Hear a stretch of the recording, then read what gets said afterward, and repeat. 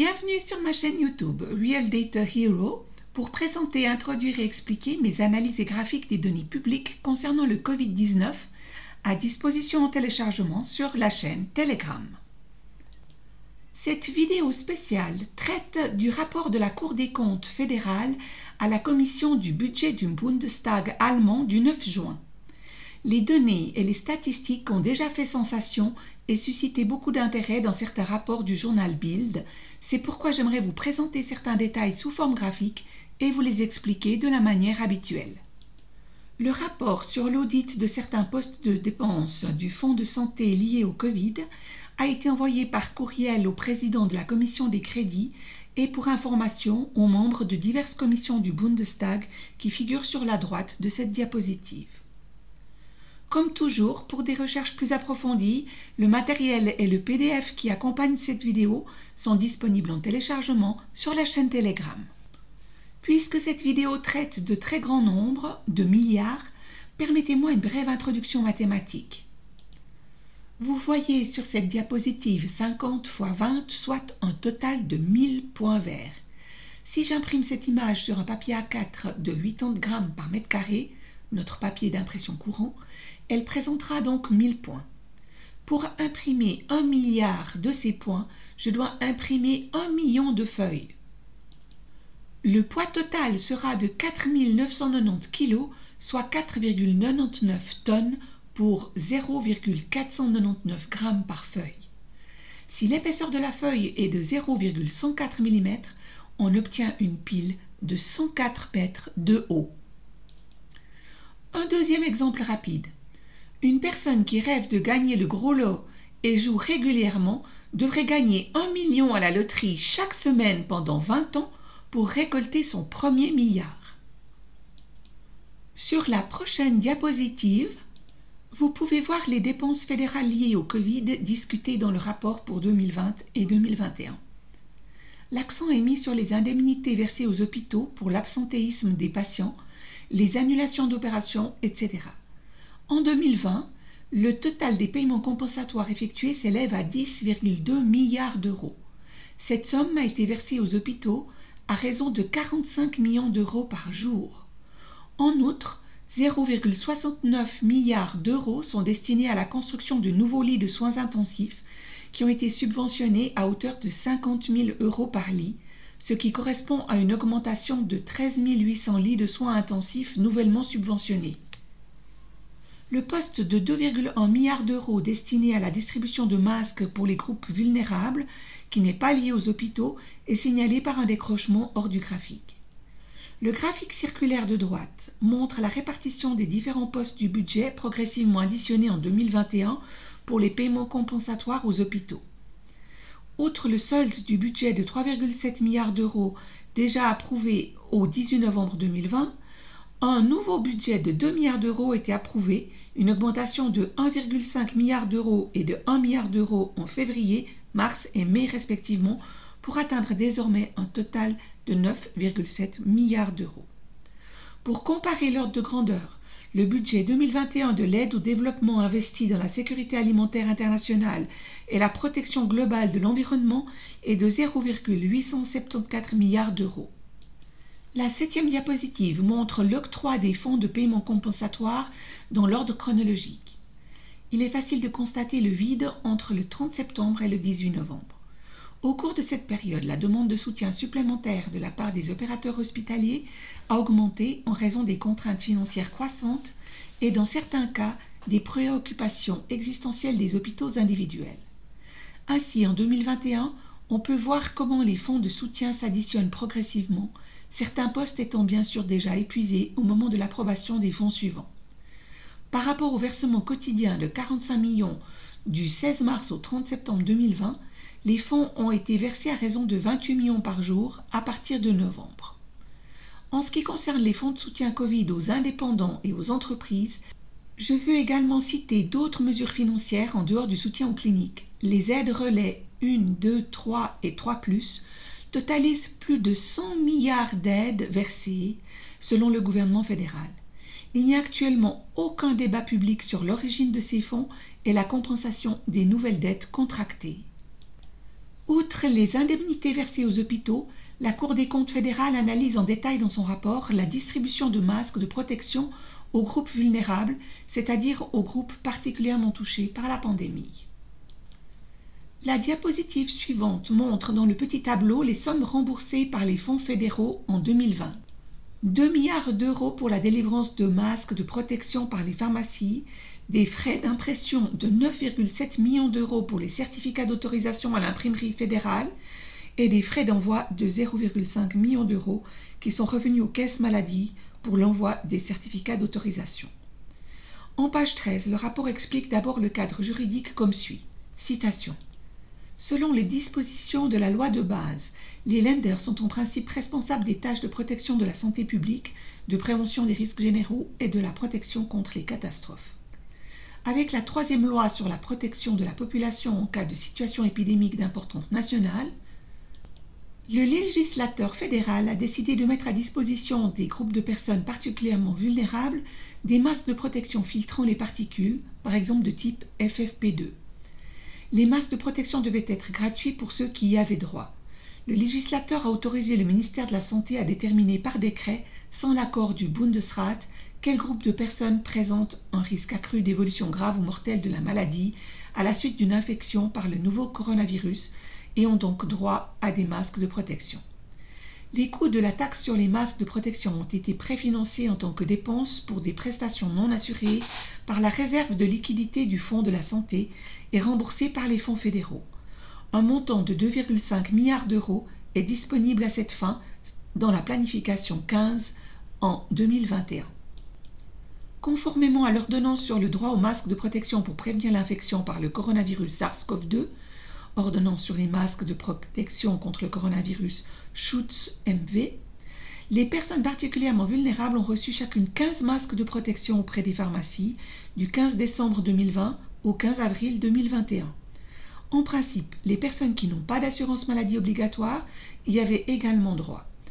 Les associations des caisses d'assurance maladie légales et privées fixent ensemble les modalités de détermination des ayants droit. Fin de citation. À la page 19 du rapport, la Cour fédérale des comptes exprime les critiques suivantes dans son appréciation sommaire. Citation.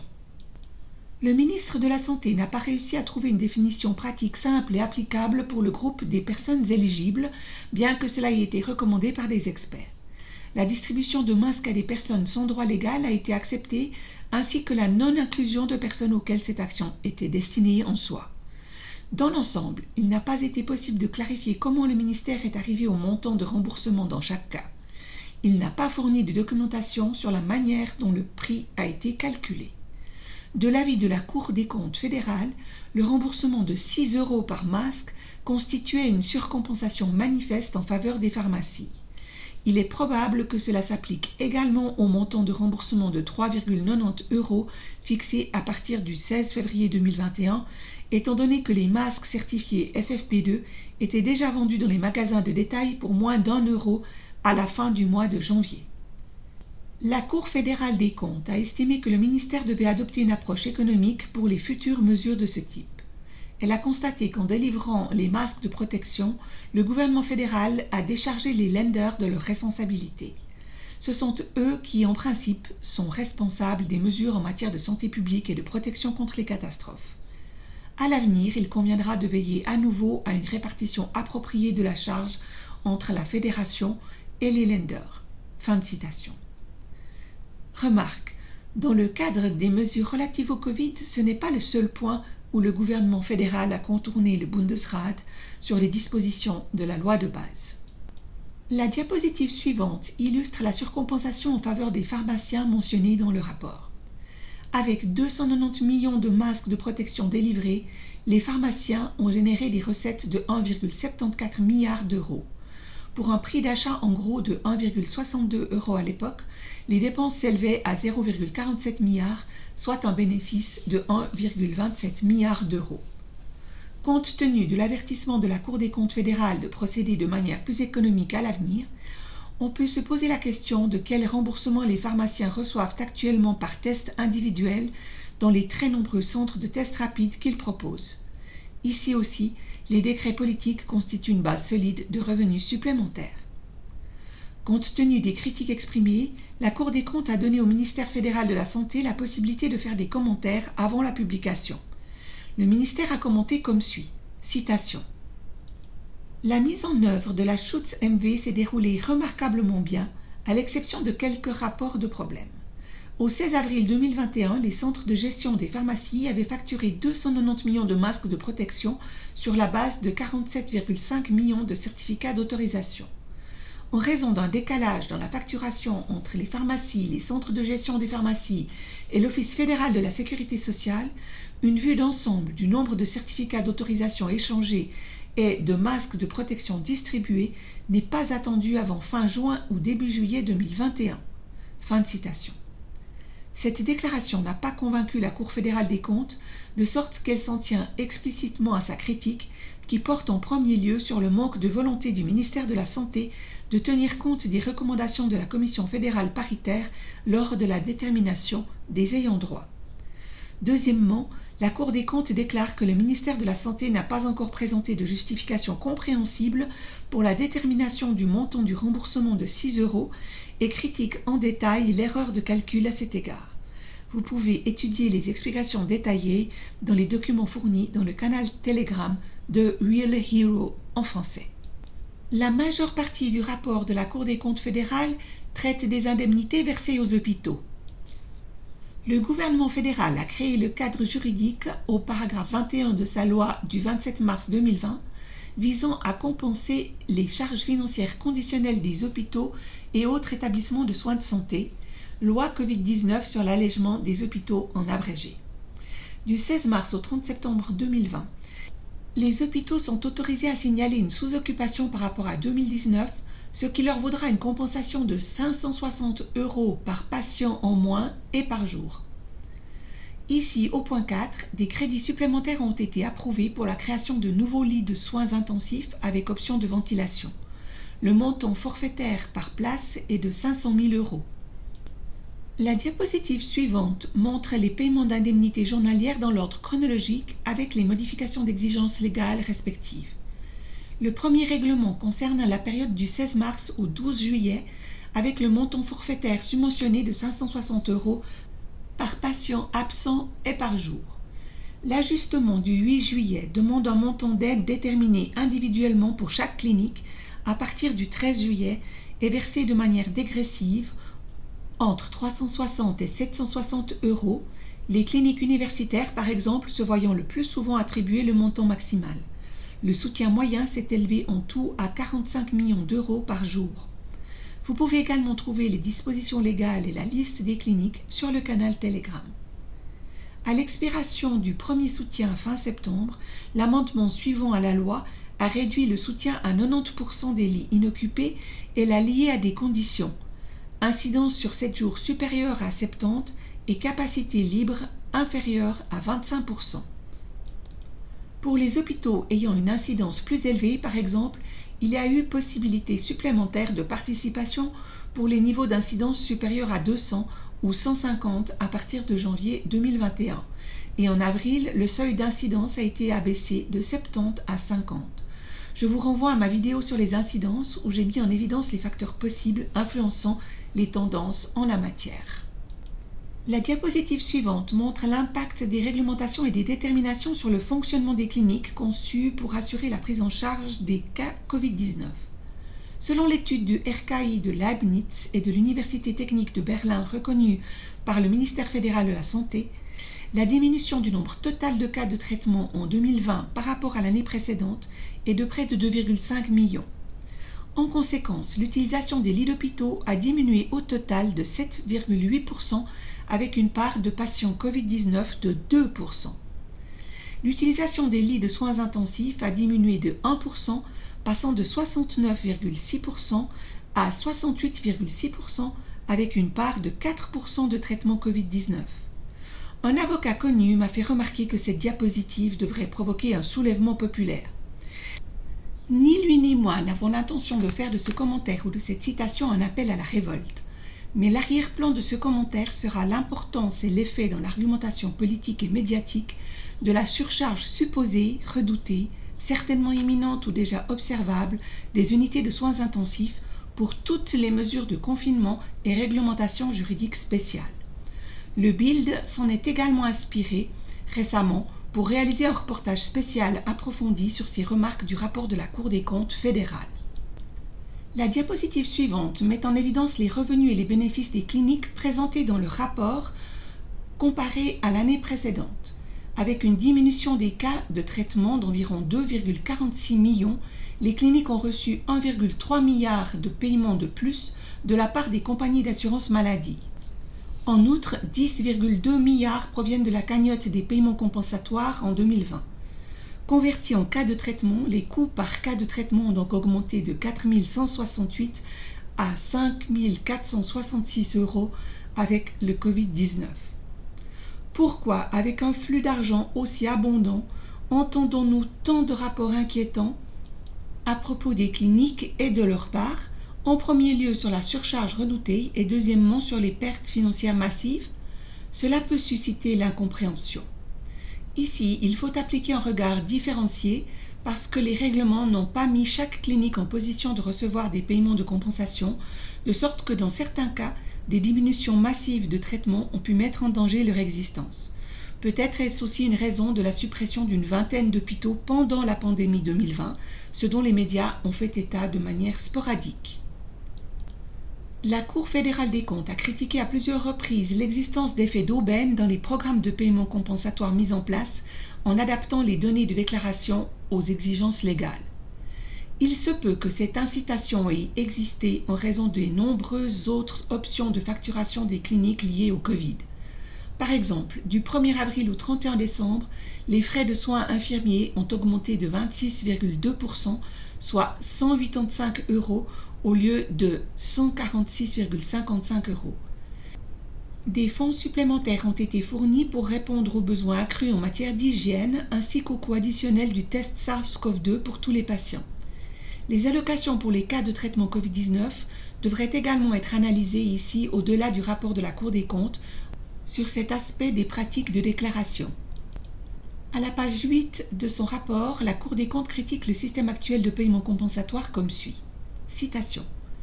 Le système actuel de paiement compensatoire a ouvert la voie à des effets d'aubaine indésirables.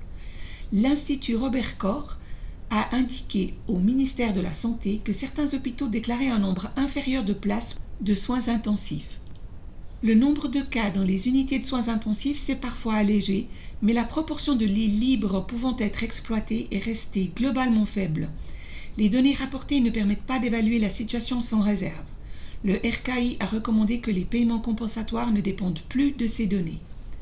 Les paiements compensatoires prévus par le paragraphe 21 de la loi sur le financement des hôpitaux ont permis à de nombreux hôpitaux de recevoir une surcompensation massive de recettes fiscales l'année dernière. Avec une occupation des lits en baisse de juste 8%, les paiements des caisses d'assurance maladie pour les traitements hospitaliers ont augmenté de 1,7% en 2020 par rapport à 2019. À cela s'ajoutent les indemnités versées par le gouvernement fédéral qui se sont élevées à 10,2 milliards d'euros pour la seule année 2020. Le gouvernement fédéral n'a donc pas essentiellement effectué des paiements pour maintenir des capacités hospitalières gratuites pour les patients Covid-19, mais a plutôt partagé le risque commercial d'une occupation insuffisante des hôpitaux. Fin de citation. La diapositive suivante présente le graphique de la page 28 du rapport montrant l'occupation mensuelle des lits, les cas de traitement Covid-19 et les lits opérationnels libres de mai 2020 à avril 2021. La baisse de la capacité déclarée est quelque peu compensée visuellement par la nouvelle capacité d'urgence introduite à partir d'août 2020, mais ne peut pas cacher une baisse significative de la capacité de base qui passe de plus de 30 000 lits à moins de 25 000. Examinons cela plus en détail ici. Sur la base des rapports quotidiens du rapport d'IVI, la courbe montre un cours assez régulier dans la somme des cas Covid-19 en rouge et l'occupation des lits restants de l'unité de soins intensifs en bleu, mais ceci est contrasté par une bande beaucoup plus étroite de lits vacants en vert. La réserve d'urgence n'a jamais été sollicitée de manière notable pendant toute la durée de la pandémie, ce qui peut bien sûr être encore le cas pour l'hôpital concerné. Dans les champs de commentaires surlignés en rouge, j'ai calculé le pourcentage d'occupation respectif et le nombre moyen de lits disponibles déclarés pour 5 périodes de la courbe d'évolution. Il est facile de voir que la courbe baisse sensiblement, surtout au moment de l'introduction des paiements compensatoires liés à l'occupation des hôpitaux. Désormais, avec un taux d'occupation de plus de 75%, le critère légal d'une capacité libre inférieure à 25% est en moyenne facilement respecté.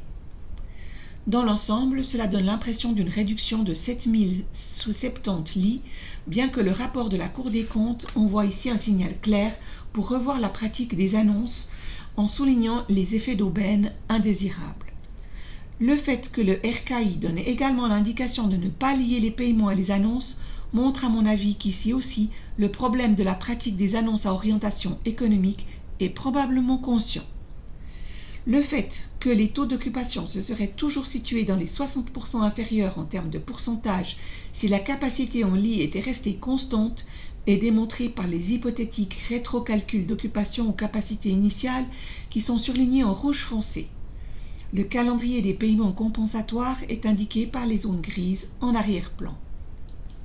La façon dont cela affecte la zone locale des districts est illustrée par les taux d'occupation du district de Gifhorn.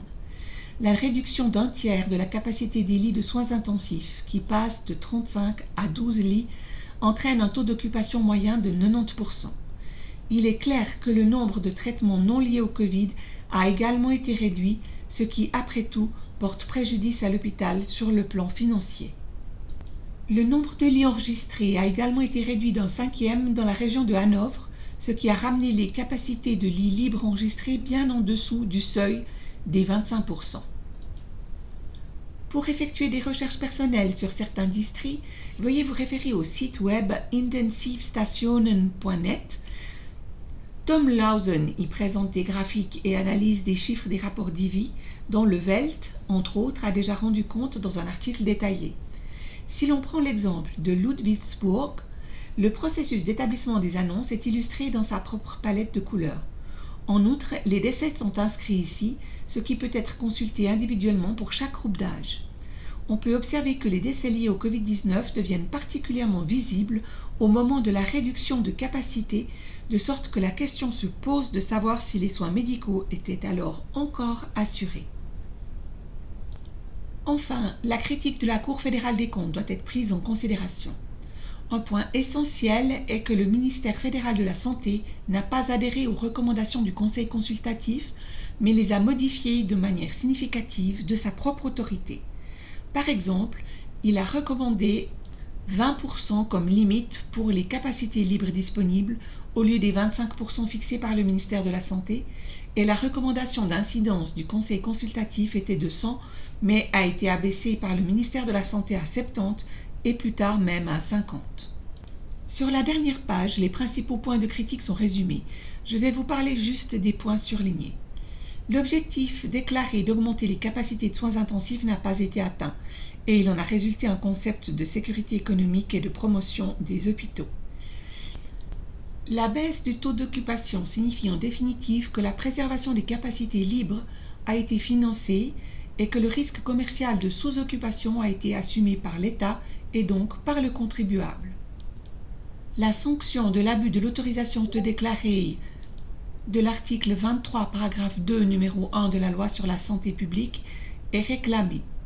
Et fondamentalement, la problématique de la dépense de milliards sur la base de prescriptions légales est clairement critiquée. Il est même réclamé d'examiner rétroactivement la nécessité de cette large autorisation. Le gaspillage de l'argent des contribuables est clairement critiqué car il a permis aux hôpitaux de bénéficier d'une surcompensation et d'utiliser les annonces de données pour réaliser des bénéfices inattendus. Cela montre clairement à quel point le travail de la commission des budgets est fondamental dans l'examen des abus énumérés dans le rapport. Il porte une grande responsabilité dans la gestion prudente des ressources financières fournies par le contribuable, puisqu'il fera en fin de compte une recommandation pour les débats au Bundestag. Tous les hommes politiques élus par le peuple pour prendre ici des décisions et qui ont créé ces autorisations dans les lois doivent être conscients de leurs responsabilités personnelles et ne pas laisser la discussion de ces chiffres à une seule commission, mais doivent aussi réfléchir personnellement aux conséquences de leurs actions politiques et en faire la base de leur travail politique. On peut être très curieux du rapport de la Cour fédérale des comptes qui traitera prochainement des paiements dans le cadre de la campagne de vaccination du gouvernement fédéral, puisque le recours aux tests et aux vaccinations est rendu acceptable aux citoyens par le fait que c'est en apparence offert gratuitement. Mes commentaires n'ont pas pour but de faire une évaluation, mais plutôt d'encourager les citoyens à faire leurs propres recherches et analyses, ce que tout citoyen est appelé à faire, ainsi que les politiciens et la presse en particulier. J'espère que mes commentaires ont été compréhensibles et instructifs. Si vous aimez cette vidéo et mon travail, abonnez-vous à ma chaîne et rejoignez le groupe Telegram Real Hero en français pour être informé des mises à jour et des vidéos à venir. Vous y trouverez également de nombreuses informations complémentaires. Des sujets et des données plus internationaux y seront également publiés. Je vous remercie de votre patience et de votre désir de traiter les informations et données en détail et je vous dis à bientôt.